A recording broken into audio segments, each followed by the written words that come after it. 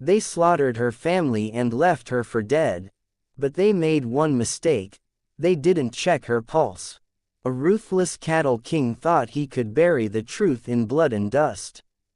A broken widower thought he had nothing left worth fighting for.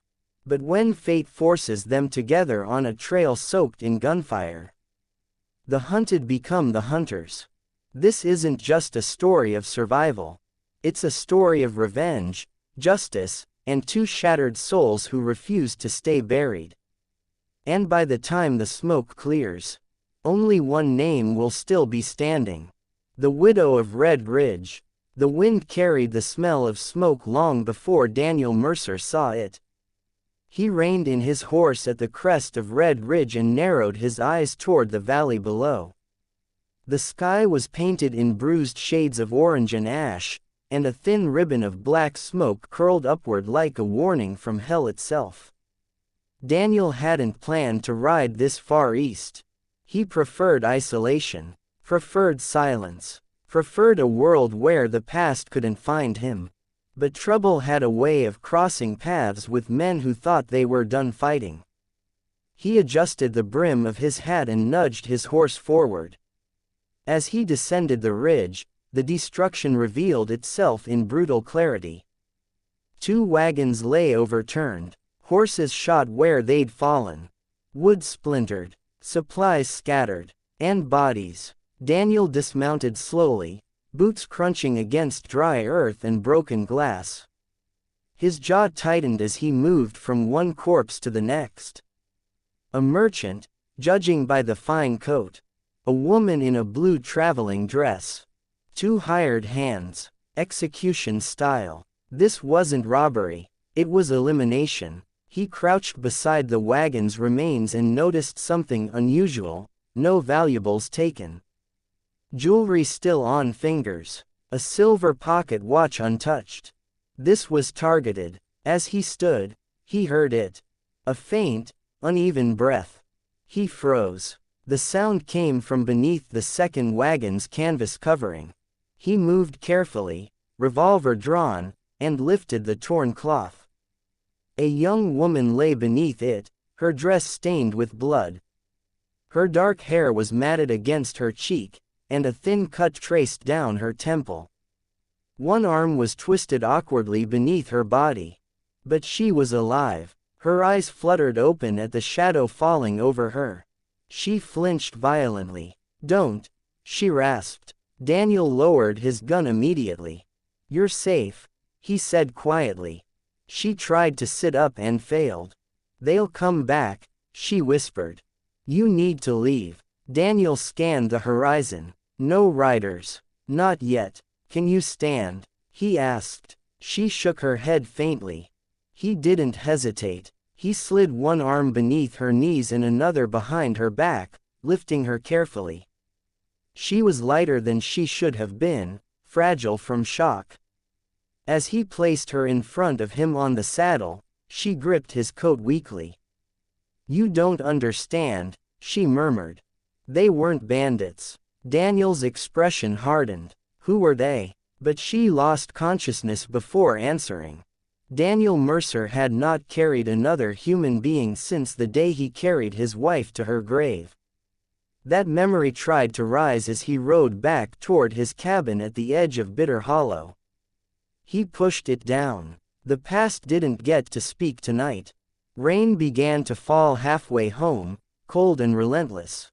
The woman stirred once, whispering something he couldn't make out. When he reached his cabin, he carried her inside and laid her on the narrow bed beside the fireplace. He worked methodically, cleaning the gash on her temple, checking her ribs for breaks, binding a shallow bullet graze along her side. She was lucky, too lucky. He built the fire higher and sat across from her with his rifle resting on his knees. He did not sleep. She woke sometime near dawn. The fire had burned low, casting soft amber light against wooden walls.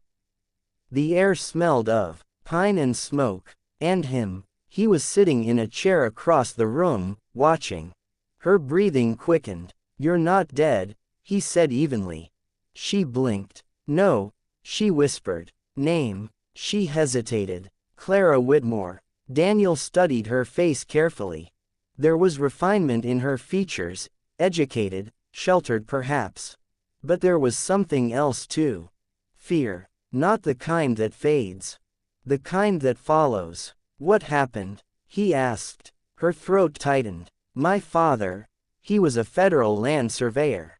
She swallowed hard. He discovered falsified deeds. Entire ranches signed over illegally.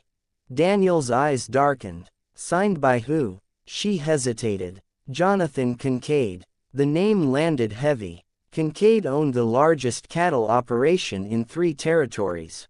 Wealthy. Political. Untouchable. Daniel leaned back slowly. And your father planned to report him? She nodded. We were traveling to Carson City with the evidence. And someone decided you wouldn't make it. Her eyes filled with tears she refused to let fall. They shot my father first. Silence settled thick between them. Where are the documents? Daniel asked finally. She met his gaze steadily. Safe. He believed her.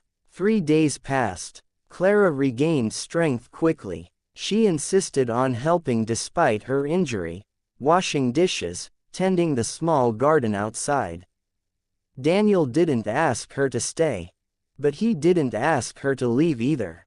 On the 4th day, he saw dust rising from the west. 3 riders. Moving slow. Deliberate. He stepped back inside. We have company. Clara went pale. They found me. A knock sounded at the door. Polite. Controlled. Daniel opened it halfway. A tall man with sharp features stood outside, flanked by 2 armed riders. Afternoon, the man said smoothly. We're looking for survivors from that unfortunate wagon incident. Daniel kept his expression neutral. Didn't see any. The man's gaze drifted past Daniel's shoulder.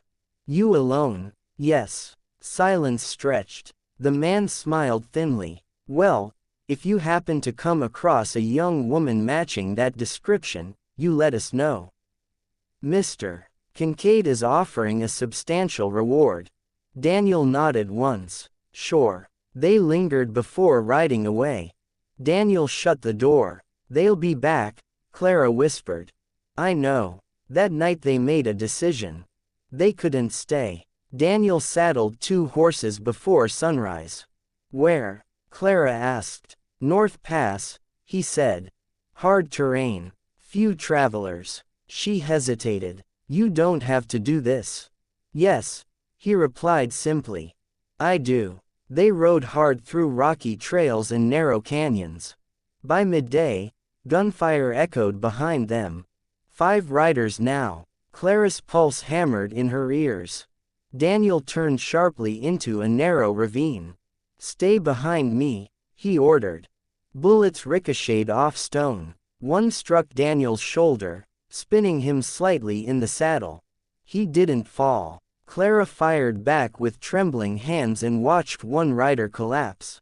Daniel reached a bend in the canyon and fired into the cliffside, triggering a rockslide that sealed the narrow path. The remaining riders retreated. Daniel swayed. Blood soaked through his shirt. Clara caught him as he slid from the saddle. You're not dying, she said fiercely. He almost smiled. Wasn't planning on it. They found shelter in an abandoned mining cabin high in the mountains. Clara cleaned his wound carefully. You've done this before, Daniel observed. My father taught me, she said quietly. Said knowledge keeps you alive. Daniel looked at her differently after that.